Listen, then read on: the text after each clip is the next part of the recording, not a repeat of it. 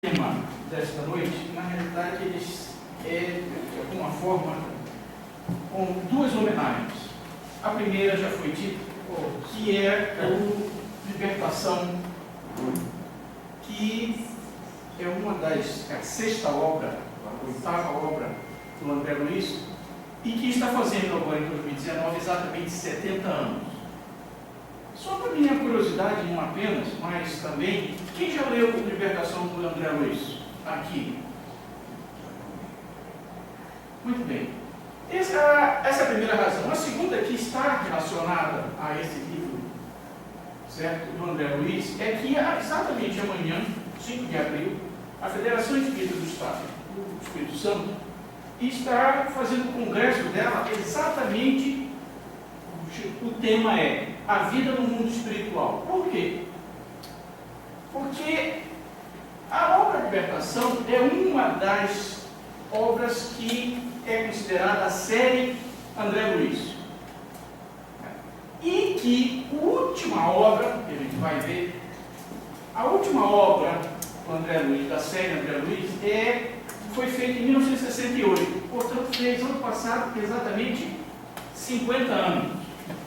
Então, o nosso tema de hoje está relacionado a esses dois eventos. Primeiro, os 70 anos do livro Libertação. E segundo, os 50 anos, certo, que se comemorou, na realidade, no final do ano passado, da série André Luiz, que são 13 livros, como eu falei, certo? Começa com o nosso lar, que quase todos nós já teríamos lido, e termina em 1968 com A Vida Continua. O que é interessante, eu acho que vale a pena aqui gastar 2, 3 minutos, é que cada obra do André Luiz, na realidade, ele trata de um tema específico, ou um tema predominante, certo? Por exemplo, o de hoje, que é a Libertação, é sobre a questão da obsessão, no sentido geral. Mas se vocês quiserem ver, por exemplo, a desencarnação, como é que se processa pela espiritualidade a desencarnação? Vocês podem ir no livro Obreiro da Vida Eterna, que ele pega 5 casos, certo? E mostra como é o trabalho da espiritualidade no desencarne de um católico, de um espírita, de um ateu, certo? De um espiritualista. Se vocês quiserem saber, por exemplo, como é o processo da reencarnação, vão lá no Missionário da Luz. Então, cada livro da série do André Luiz, na realidade, certo? Ele foi explorando um tema específico. E também o que é muito importante, em cada um dos livros, você tem um mentor, na realidade, que é o especialista no assunto. No caso de hoje, certo, sobre obsessão, é o nosso amigo Búbio. Mas para cada um dos livros, certo, na realidade, a espiritualidade destacou um mentor que foi fazendo, digamos assim, a parte específica do tema. O André Luiz foi registrando, na realidade, esses ensinamentos que esses mentores vêm trazendo.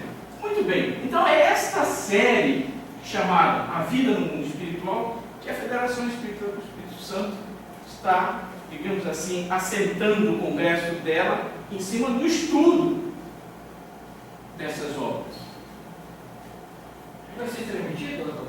Eu não sei se vai ser transmitido pela internet ou vai começar amanhã, certo? Provavelmente, se você colocar na internet, se tiver, já vai aparecer, certo? Um terceiro ponto que eu quero destacar é a importância. Acabaram de falar de um livro enorme. Como o senhor está vendo aqui, é um livro enorme também, certo? Que eu estou colocando porque esse livro que é editado pela FEB, que foi coordenado pelo nosso amigo Geraldo Campete, que é um dos vice-presidentes da FEB, o que a FEB em particular fez? Ela pegou os 13 livros e estudou os livros e colocou num livro só. Isso foi feito pelo Campete e pelo Eurípides. São 2 livros da mesma grossura, nós temos os 2. Mas o que é interessante é o seguinte: se você não quiser ver os 13 livros, basta ver um, certo? E varrer, porque ele faz a sinopse, o resumo, capítulo por capítulo do livro, de todos os livros. O que é interessante é que ele não só faz isso, ele faz mais. Né? Por exemplo, ele coloca, cada livro aparece personagens. Ministro Clarence, Rubio, Veneranda. Ele dá uma biografia de cada um dos personagens que aparecem no livro. Mais do que isso, se você, eu quero saber sobre influência espiritual, você vai no índice e ele, em função daquele assunto, ele diz em que livros e capítulos está tratado aquele assunto. É ótimo. É um trabalho extraordinário dos nossos amigos. É um trabalho de equipe mesmo. Né? E foi prefaciado pelo Manuel Filomeno Miranda. Não sei se vocês conhecem, o Manuel Filomeno Miranda é um dos mentores, certo, que trabalha com Divaldo Franco, que eu digo que a especialidade dele é exatamente sobre obsessão e desobsessão. E ele fez um prefácio, ele diz, olha, estudar a obra do André Luiz é um dever que nós deveríamos ter para todos nós. Por quê? Porque o André Luiz mostra o mundo espiritual, mostra que ele está integralmente dentro da doutrina e destaca a questão da lei de causa e efeito. Então, estudar as obras do André Luiz é algo extraordinário, além das outras demais obras. É por isso que a Federação do Espírito Santo está fazendo um congresso em cima dessa série, né? E que nós estamos destacando aqui para incentivar que vocês vão atrás desses livros, porque vale a pena, certo? Todos eles, a estrutura é como se fosse um romance, entre aspas, certo? Então ele discorre um problema, como nós vamos mostrar do Libertação aqui, na realidade ele apresenta um problema. E como é que a espiritualidade solucionou esse problema? Essencialmente isso que ele faz em cada livro. Que problema? Aí é uma reencarno, é um desencarno, é um problema mental, é um problema obsessivo. Está compreendendo? Quer dizer, é um problema que a espiritualidade foi chamada a responder, a solucionar, a equacionar, e aí derivou o livro, ou os livros. Tá? Muito bem.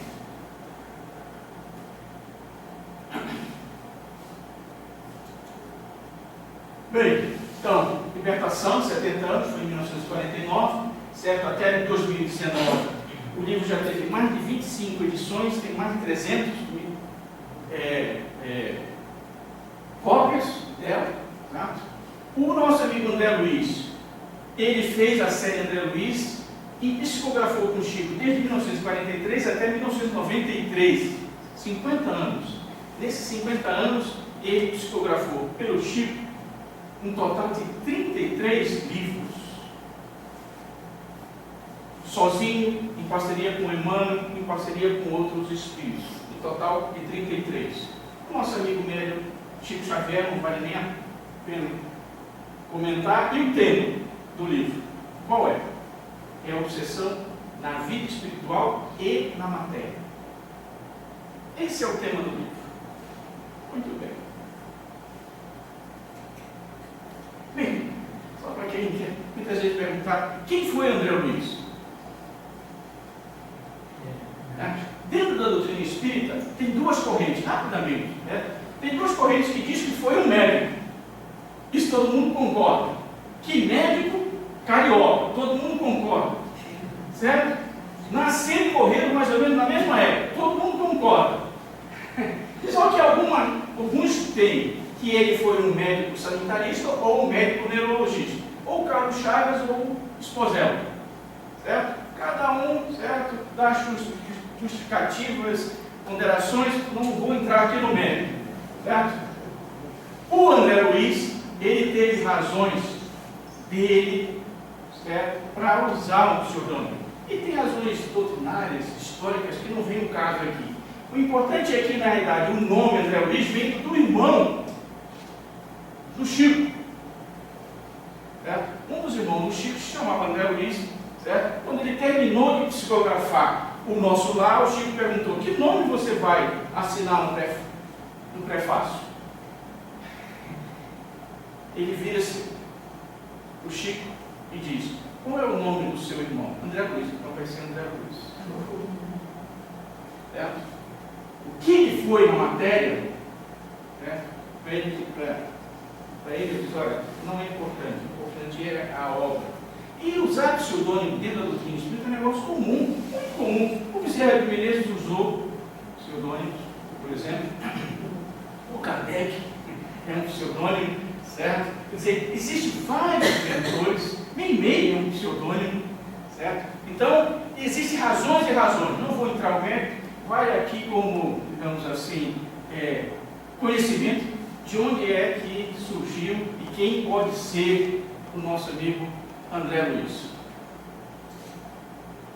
Bem, vamos ao nosso livro. Libertação do que, de quem e como. Eu falei que o tema do livro chama-se sobre obsessão, certo? No plano espiritual e na matéria. Muito bem. Alguém poderia dizer por que o nosso amigo André Luiz escolheu o título de um livro que ele trata sobre obsessão, certo? No plano espiritual de libertação? No final, consegue iniciar a solução do processo. Eu falo isso porque a espiritualidade, quando escolhe o título de um livro, ela tem uma razão por trás, não é cair do céu, vou fazer isso aqui. Tem um motivo, um raciocínio por trás, em cada um deles. Certo? Por exemplo, o último, E a Vida Continua. Ele mostra o desencarne de um casal que não se conheciam na matéria, mas foi para o mesmo hospital, certo? Se conheceram no hospital e depois se reencontraram no plano espiritual. E a vida continua para eles. E mostrou como é que é a vida. Então, cada um dos livros, ele associou o tema com um título específico. E no caso desse aí?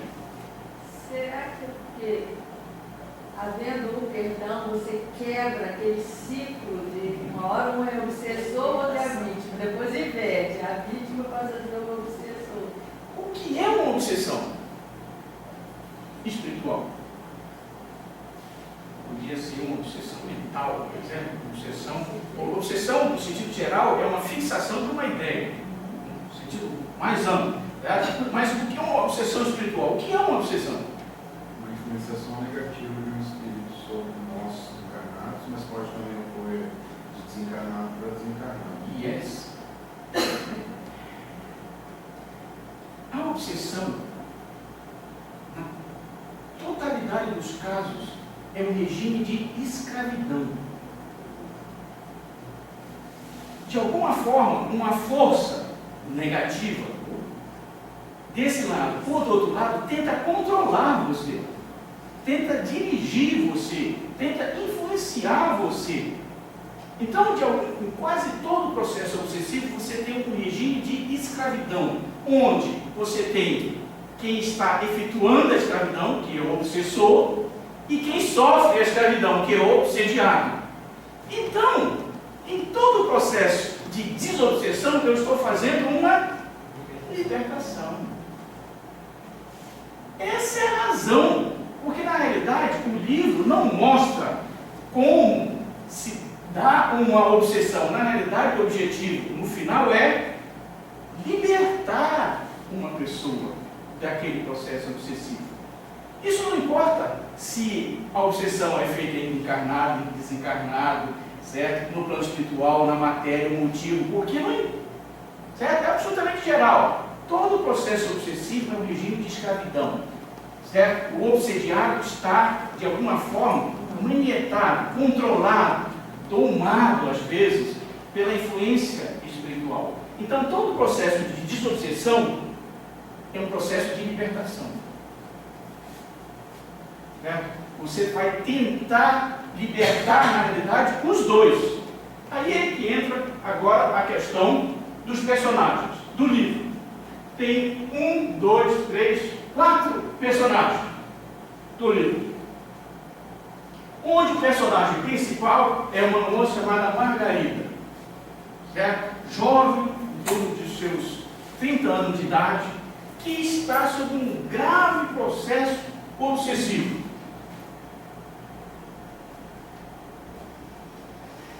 Gregório é o obsessor. Na realidade, ele é o comandante do processo obsessivo. O processo obsessivo dela é tão violento que tem mais de 60 espíritos fazendo o processo obsessivo simultaneamente. Gregório. Aparece um espírito feminino chamado Matilde. Como é que ela entra na história?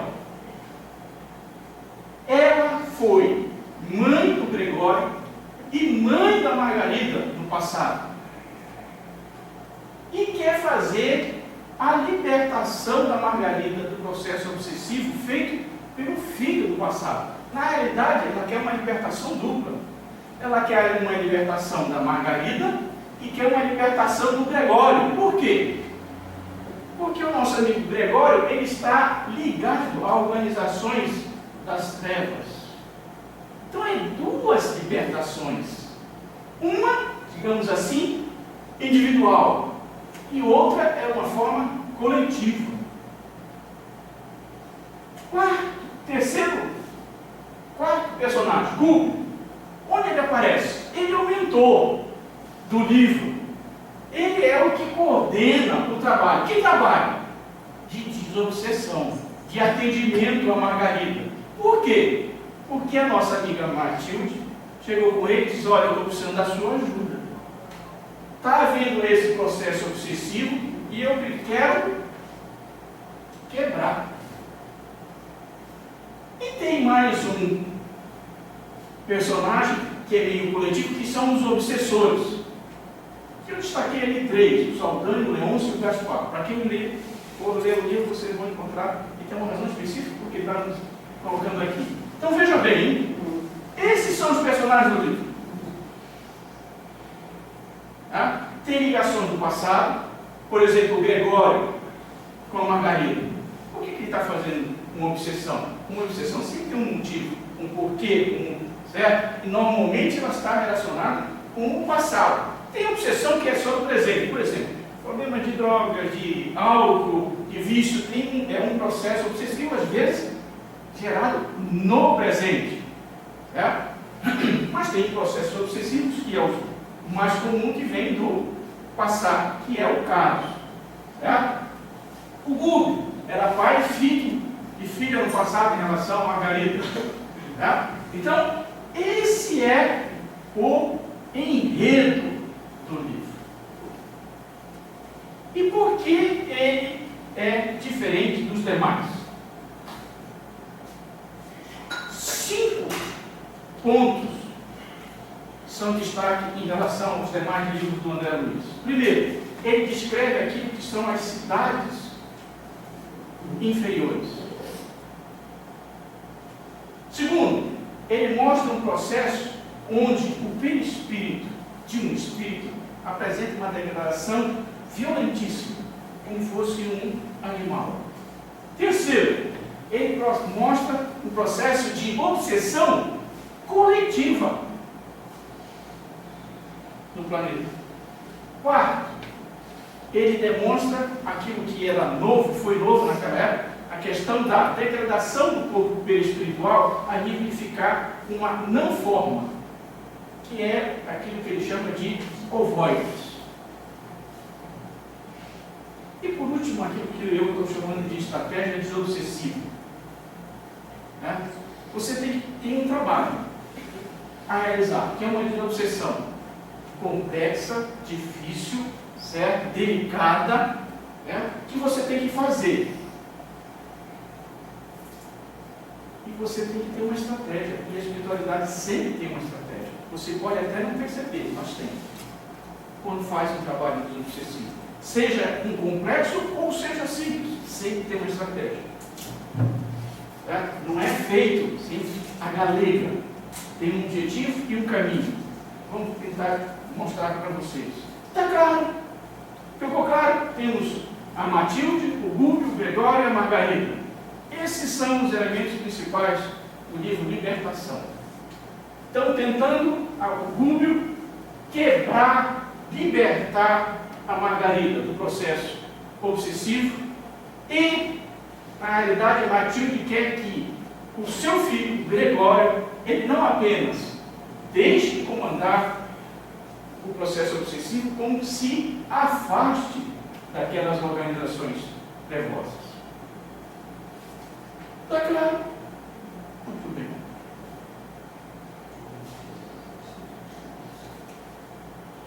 Então vamos para o primeiro ponto. Esferas obscuras que eu coloquei. Porque esse é um ponto interessante no livro Libertação. Para quem leu O Nosso Lar, você vê que ele descreve lá o umbral, né? Aquela região nebulosa, pesada, certo? Triste, certo? Escura, tudo bem. Nesse livro ele dá um passo a mais do que isso. Ele diz, olha, essas esferas, essas regiões, elas não são apenas regiões, elas têm cidades lá dentro.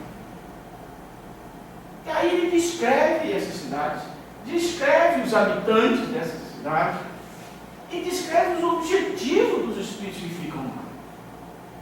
Então esse é o diferencial, digamos assim, nesse particular, dos livros Libertação, por exemplo, daquilo que ele descreve no Nosso Lar, livro Nosso Lar.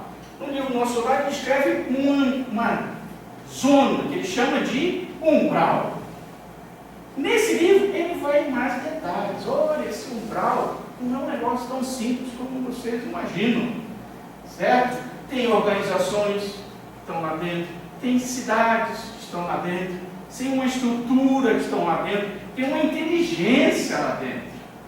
Não imaginemos que as trevas, certo, por serem inferiores, não sejam inteligentes. Uma coisa não tem a ver com a outra. Então é isso que ele descreve. Qual é o objetivo das encarnações? Seu objetivo é controlar a matéria, controlar os homens, que é o processo de obsessão, ou de subjugação, ou de escravidão. Você controlar as pessoas que estão na matéria. E obviamente ele descreve esses espíritos que estão muito mais problemáticos, em situação muito mais triste e difícil daquela que ele foi descrever lá no umbral do Nosso Lar. Eu faço uma pergunta para vocês. Ele descreve essas esferas, essas organizações, no qual o nosso amigo Gregório é um dos chefes, o ambiente. Eu pergunto, como é que eu posso garantir que essas regiões, num certo determinado tempo, elas vão desaparecer? Três pontos são necessários. Como eu posso garantir, certeza absoluta, que essas esferas, essas organizações, esse ambiente, as pessoas que estão lá, isso vai acabar um dia? Como que eu posso garantir? Seria a transferência desses espíritos para outro planeta? Isso é importante, muito importante. Transferência desses espíritos que estão no umbral. Aqueles que não se renovarem, tudo bem. Agora, aqueles que insistirem, não podem ser transferidos para o planeta que está vindo aí, através da climatização. Essa questão da transição planetária é um processo temporário. Ocorre agora, certo? Mas o que nós estamos falando é algo mais permanente. Essas esferas sempre existiram. O André Luiz simplesmente retratou. Não é criação dele, certo? Isso aí está lá. O que nós estamos perguntando é o seguinte: como é que eu garanto que esses espíritos que estão aí não vão ficar aí pela eternidade? Nenhuma ovelha se Em outras palavras. Está falando daquele arrependimento, reparação, expiação, evolução. Dentro da doutrina espírita, tem uma das leis ou máximas que diz o seguinte: o progresso é permanente. A perfeição você vai alcançar. Vai cair do céu. Como é que eu garanto que você vai ser um Francisco de Assis no futuro? Como é que eu garanto que você vai progredir? Inevitavelmente. No céu é só, você vai progredir. Aí o camarada acredita só, não é assim. Pela lei natural de Deus, nenhuma ovelha se perderá. Primeira coisa que eu preciso para chegar nessa perfeição é tempo. Você não consegue fazer isso do dia para a noite. Você não consegue fazer isso em pouco tempo. Então, eu preciso de tempo. Esse tempo eu chamo de imortalidade. Imortalidade. Certo? O Criador disse, você vai ser perfeito. Você é perfeito, então eu preciso de tempo. Você quer tempo, então eu dou para você a imortalidade. Mas só ter a imortalidade não é suficiente. Eu preciso exercitar. Reencarnar. O segundo fator é a reencarnação. Ou seja, eu tenho tempo e é me dado exercícios para eu trabalhar nesse tempo. Mas só isso não é suficiente. Por quê? Porque muitas vezes você tem tempo, tem vidas e você entra e sai do mesmo jeito. Precisa um terceiro fator. Qual é? A lei de causa e efeito. A lei de causa e efeito é o que gerencia a sua reencarnação no tempo. Então esses três fatores me fazem dizer, isso aqui vai desaparecer no tempo, inevitavelmente. Porque você tem a imortalidade, que é o tempo infinito, você vai ter várias oportunidades e vai ter uma lei que vai fazer um feedback para você.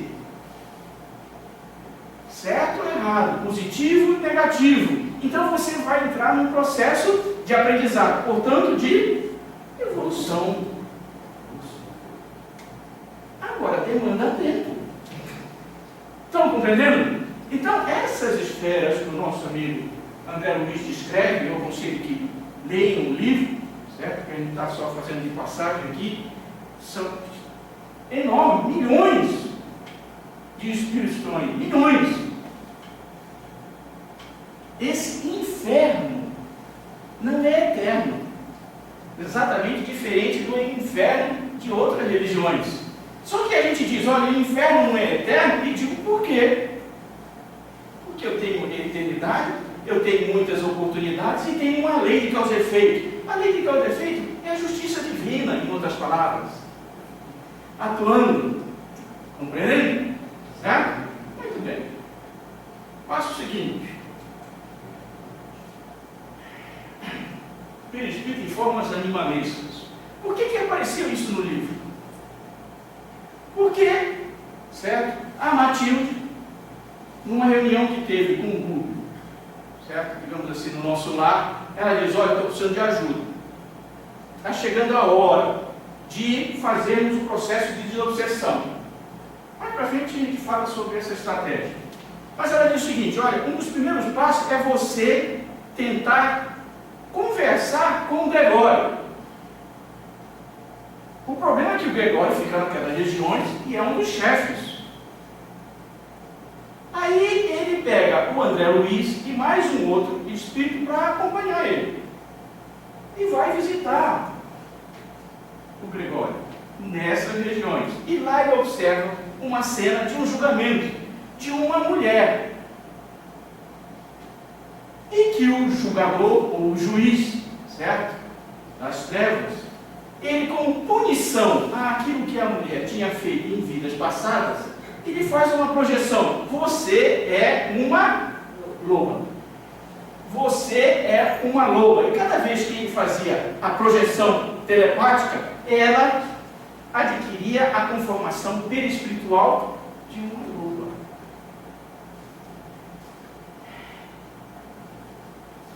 Via-se patente o efeito do hipnotismo sobre o perispírito. E a duração e o porquê? Por que isso acontecia com aquela mulher? Isso é importante. O grupo, olha o passado dela. Qual era o passado? Ela era uma mulher que fez inúmeros abortos. Então ela tinha uma consciência de culpa. A consciência de culpa é que foi a sintonia para a ação mental do juiz. Se ela não tivesse essa consciência de culpa, não iria acontecer nada com ela. Mas ela assimilou aquela projeção e ela se transformou perispiritualmente como fosse um animal. Esse é um dos exemplos que está no livro, certo? Tem outras explicações, né? que mostra esse tipo de situação, mas só para facilitar, ele, num dos capítulos, capítulo 6, eu coloquei ali, ele vai visitar um médico, em função do trabalho que ele fez, né? E o médico era casado com uma mulher, uma senhora em segunda núpcia. E a moça era lindíssima, fisicamente, mas tinha grande aversão com os filhos do primeiro casamento. Nossa,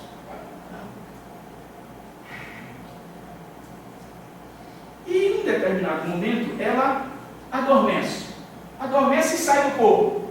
Quando ela sai do corpo, o André Luiz toma um choque. Por quê?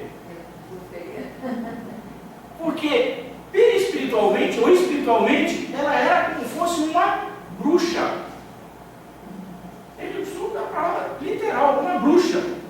Ou seja, ele diz: olha, as pessoas não imaginam, elas podem ser fisicamente de um jeito e espiritualmente completamente distintas. Conhece um livro, um filme chamado Retrato de Dorian Gray? É exatamente isso. O autor captou a ideia. Ou seja, era a situação de um homem que na matéria, cada vez que ele se degradava mais, o retrato dele mostrava isso. Ele ficava cada vez mais feio. Em termos espirituais, isso só acontece para ele. Certo? A sua degradação moral, ou ética, ou espiritual, retrata no seu corpo perispiritual. Essa é a mensagem do André Luiz nesse ponto. Pode até repercutir, às vezes, um pouco material, né? Em longo prazo, sim. Estão entendendo? A gente tem que captar é o recado do André Luiz em cada um desses capítulos. No primeiro, o recado ele deu: olha, existe essa religião, rapaz, certo? E você vai para lá em função de um peso específico, na realidade mental. Mais do que isso, olha, nessas regiões você pode retratar realmente, exteriormente, aquilo que você é interiormente. E isso vale mesmo quando você está encarnado. Tá? Muito bem. Indução espiritual negativa coletiva. Nós falamos aqui que tem os processos obsessivos, por exemplo, encarnado e desencarnado, todas aquelas formas. O que ele destaca aqui, um outro recado que ele diz: olha, rapaz, você não imagina. Quando a coletividade, por exemplo, está dormindo, que ele coloca ali, 3/4 da população da próstata durante a noite se ausenta da matéria, elas se deslocam muitas vezes para essas regiões. E sabe o que ocorre? Acontece um processo de influenciação negativa coletiva. Grandes crimes têm nesses sítios a sua origem. Por quê? Porque as pessoas encarnadas vão para essa região, elas são catequizadas, se a gente pudesse dizer assim, certo? E quando elas retornam, elas passam a realizar isso. E ele dá um exemplo, que é de uma esposa, certo? Em que ela vai para essa região, o espírito lá pergunta: como é que está a sua vida com o seu marido? É que está agora começando a fazer orar. Nossa Senhora! Orar? Afasta isso dele. Certo? Você tem que tentar ir azucrinando ele a conta-gotas.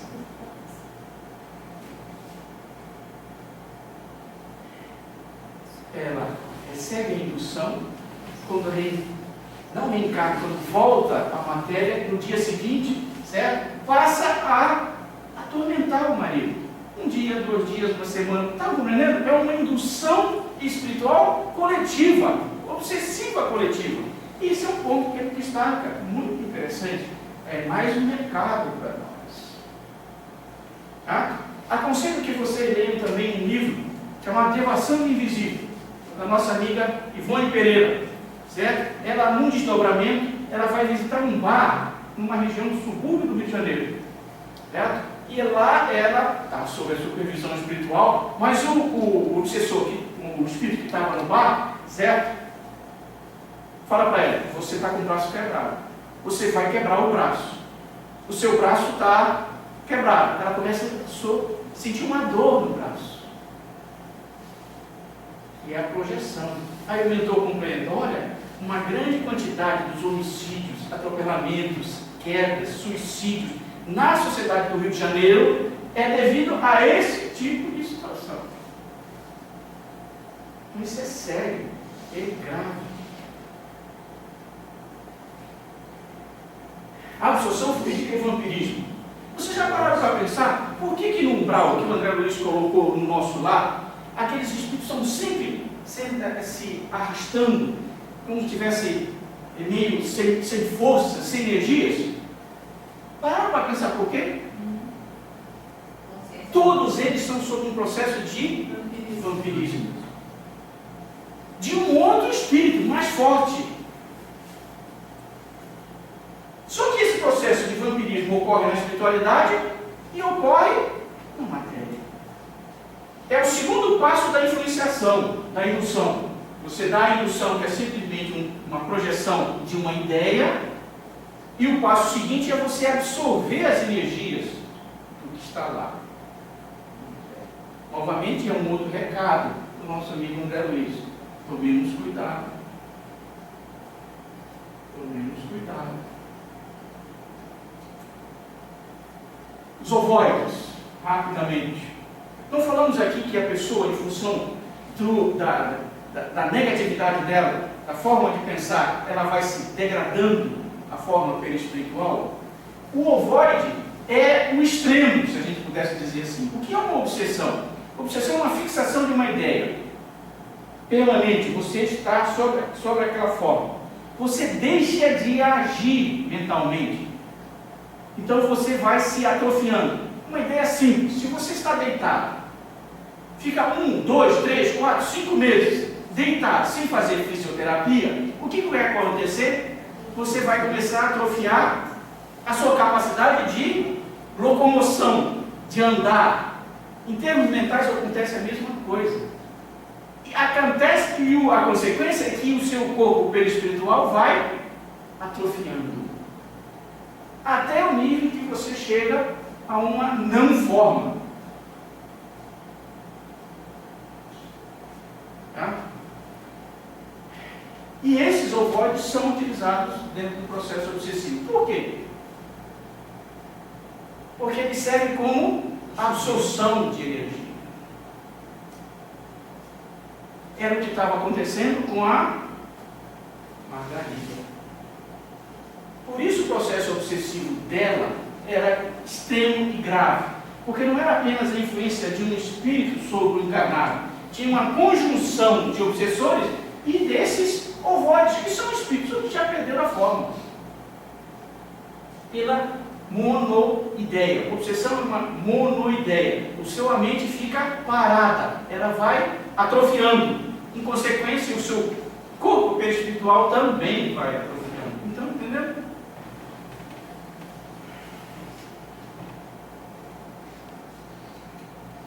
Então, como fazer a estratégia desobsessiva?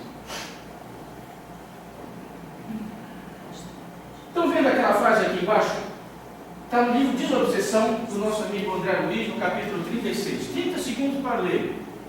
Muito importante. Ela é aplicável em todo o trabalho desobsessivo. Todo, sem exceção. Sem exceção. Ele diz, olha, a desobsessão não se realiza sem a luz do raciocínio, mas não atinge os fins a que se propõe sem as fontes profundas do sentimento. Ele está dizendo o seguinte, para você fazer uma desobsessão eficiente, que dê resultados, você tem que usar a sua cabeça e o seu coração.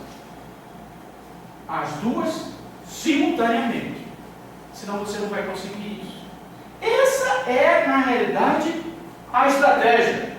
O problema é como implementar.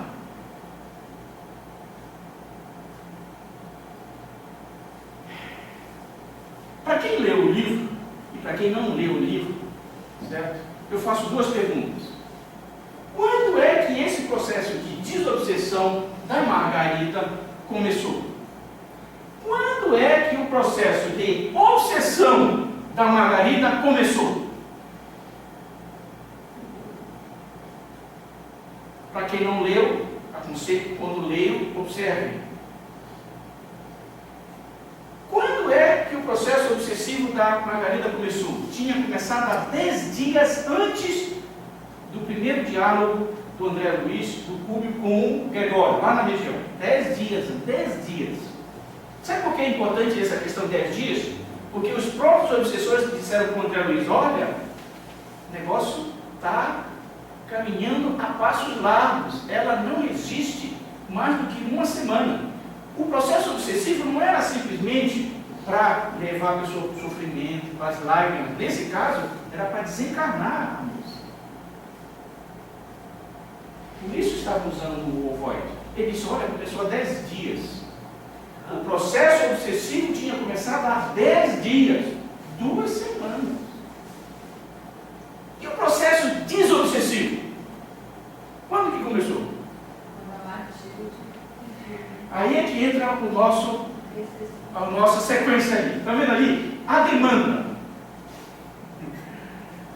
Todo trabalho desobsessivo tem uma demanda. Normalmente que as pessoas chegam a uma casa de espírito com um problema, às vezes obsessivo, certo? A demanda é feita por quem? Uma mãe, uma esposa, um tio, um parente, um amigo, alguém que tem uma relação de carinho, de amor, de atenção, de cuidado, de parentesco, certo? Com uma pessoa que detecta, certo? Que a pessoa está passando por um processo de influenciação espiritual, que está precisando de uma ajuda. Ela nem sabe que é uma desobsessão, está precisando de uma ajuda, é a demanda.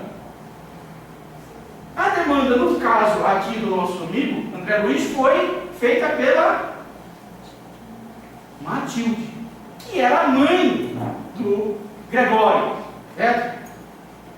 Segundo, primeiro aqui, o 01, análise permanente do quadro mental do obsessor.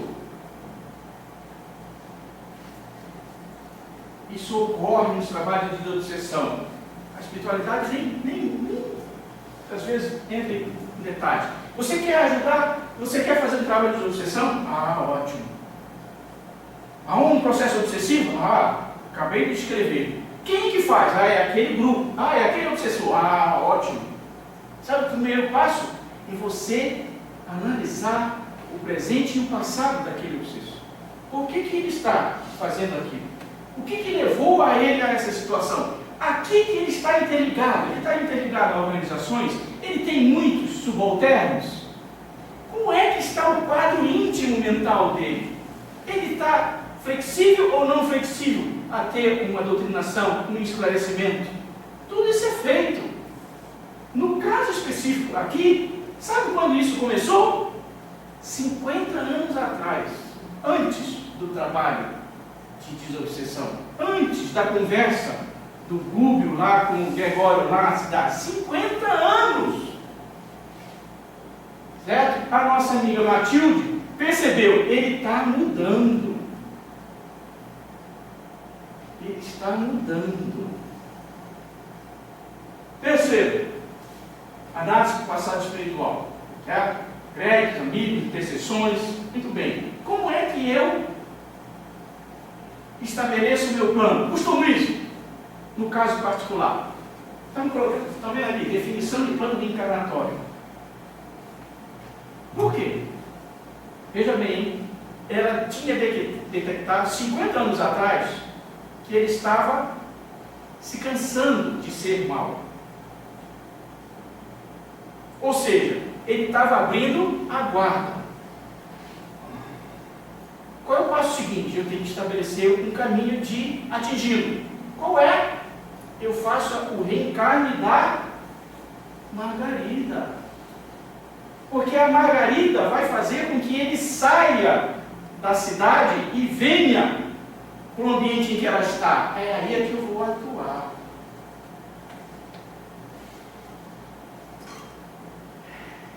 Segundo, contato com o agente principal. Foi aquilo que nós já escrevemos. Certo? O mentor vai, conversa com o Gregório. O que ele quer? Ele quer, certo, utilizar uma estratégia. Quase 100% dos casos de obsessão usa isso aí. É uma estratégia que a gente chama de fora para dentro. Da casca para dentro. O que é isso? É a situação onde o agente principal é o Gregório. Ah, mas ele é o chefe. ele está muito forte, ele está interrelacionado com muitos. O que eu tenho que fazer? Eu tenho que ir de fora para dentro. Eu vou atuar, primeiro, nos amigos dele. Eu vou fazer a libertação desses espíritos, porque cada vez que eu fizer a libertação deles, eu estou enfraquecendo o elo principal. Estão entendendo? É por isso que ele vai, se vocês forem no livro, para a conversa com Gregório. Sabe o que ele pede, o mentor? Eu peço que você fique neutro durante alguns dias. Neutro. Não faça nada. Deixa que eu veja o que eu posso fazer. Ele não entendeu, certo? Mas disse que, como era o pedido da mãe, ele ia deixar. Então ele começou a espiritualidade a atuar em todo o redor do obsessor principal. É a ação que a gente chama de fora para dentro, da caixa para frente. Na realidade, eu estou enfraquecendo o elo principal, porque ele vai perdendo as forças que estão atuando junto com ele. E por último, a conquista do coração. O que é isso? Isso é mandatório, é a segunda parte. A primeira parte tem o raciocínio, que nós acabamos de falar. O segundo tem a parte do sentimento. O que é isso? Vocês já observaram? Eu já participei de dezenas de reuniões de obsessão, de esclarecimento espiritual, principalmente de obsessão. O que é, muitas vezes, o último passo que a espiritualidade faz na tentativa de mudar a cabeça do obsessor? Trazer alguém que ele tem um vínculo muito forte. O nosso amigo Chico Xavier, eu vi aquelas frases que foram mostradas aqui, ele tem o seguinte: se você quiser mudar a cabeça de alguém, a primeira coisa que você tem que fazer é conquistar o coração. Se você não conquistar o coração, ele não vai ouvir você, ele não vai ver você, ele não vai parar para você. Isso vale para encarnados e desencarnados. Essa é a estratégia. Eu tenho de fazer com que o obsessor ouça alguém que ele confia, certo? Não é o doutrinador, não é nem o mentor, certo? É alguém que ele acha que efetivamente aquilo que vai ser dito é em benefício dele. Está me compreendendo? É a estratégia da conquista do coração, que foi o que foi feito no livro. O último capítulo do livro, se vocês forem ver, é o diálogo entre a mãe e o filho. Porque antes, o Google já tinha feito o trabalho, que era do raciocínio, certo? Atuou, certo? Nas organizações, certo? Fez a desobsessão da Margarida, afastou os ovoides, certo? Essa é a parte, digamos assim, operacional. Mas a parte do sentimento foi deixada para o final, porque era o ponto da reversão, da mudança da cabeça do Gregório. Estão compreendendo? Em todo o processo de desobsessão, isso ocorre. A gente aqui, às vezes, não percebe. E mais do que isso, os trabalhos de desobsessão, muitas vezes a gente imagina, não, vai durar uma semana, 2 semanas, 3 semanas. Ele pode ter começado há anos e você nem sabe. Está entendendo? Esse é um dos recados do nosso amigo André Luiz, certo? Você imaginar, daqui a 3 semanas, certo? Vai terminar. Vai terminar, é a ponta de um iceberg. Você não viu o que está por baixo, certo? O trabalho da Matilde tinha começado há 50 anos atrás. 50 anos. Não é 2 semanas, 12 meses. Bem, o nosso tempo está esgotado, já até passei. Aconselho que vocês leiam com carinho, certo? O livro do nosso amigo André Luiz, no caso específico do Libertação, certo? Tem muito mais do que nós falamos, mas esses recados, entre aspas, certo? Que estão muitas vezes implícitos no livro, certo? Já fica agora na cabeça de vocês que forem ler, observem, certo? É um livro extraordinário, porque exatamente mostra, certo? essa questão da obsessão, e o Manuel Filomeno de Miranda coloca que a obsessão é um flagelo hoje em dia na sociedade, é uma epidemia silenciosa, certo? Ela está disseminada em todas as classes sociais, em todos os países, em todas muitas vezes, as sociedades, certo? E que leva não apenas ao desencarne, que era o objetivo da Margarida, que não foi conseguido, mas muitas vezes a pessoa perder a reencarnação. Você não perde a reencarnação simplesmente porque se você se mata, ou você fique num leito de hospital, você perde a reencarnação quando você, muitas vezes, se encolhe num campo, certo? Se derrota, se destrói interiormente, certo? Então, esses processos obsessivos estão por aí fora. E muitas vezes não são percebíveis. Tá? Alguma pergunta? Está claro? Para sair do processo, duas, três palavrinhas, aproveitando o finalzinho, o que é que tu sei? Como é que tu sai? O que eu posso fazer? Entendeu? Então, eu tinha colocado aqui libertação espiritual. Certo? Estão vendo a frase de baixo? 30 segundos para ler de novo. Certo? É do nosso amigo Emmanuel, do Fonte Viva. Ele diz, olha, nossos pensamentos são paredes em que nos encausulamos com as asas em que progredimos. Recolhe-te e enxergarás o limite de tudo que te cerca. Expande-te e encontrarás o infinito de tudo que existe. Essa é a essência da questão. Se você se encolhe, se você se diminui, se você se enclausura, se você fica num processo obsessivo, você vai ver o limite que está ao seu redor. Mas se você se expande, se você se liberta, é o infinito que você consegue. Nos processos de obsessão, o primeiro passo é você abrir a sua cabeça, expandir as suas ideias, certo? Através de leitura, através de trabalho, através de esforço.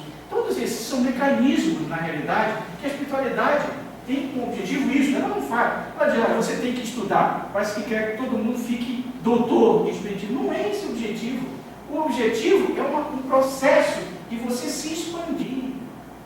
O trabalho não é para você ter bônus hora na espiritualidade, mas é que no exercício do trabalho você se expandir. Estão compreendendo? No momento em que você consegue essa expansão, você consegue a sua libertação.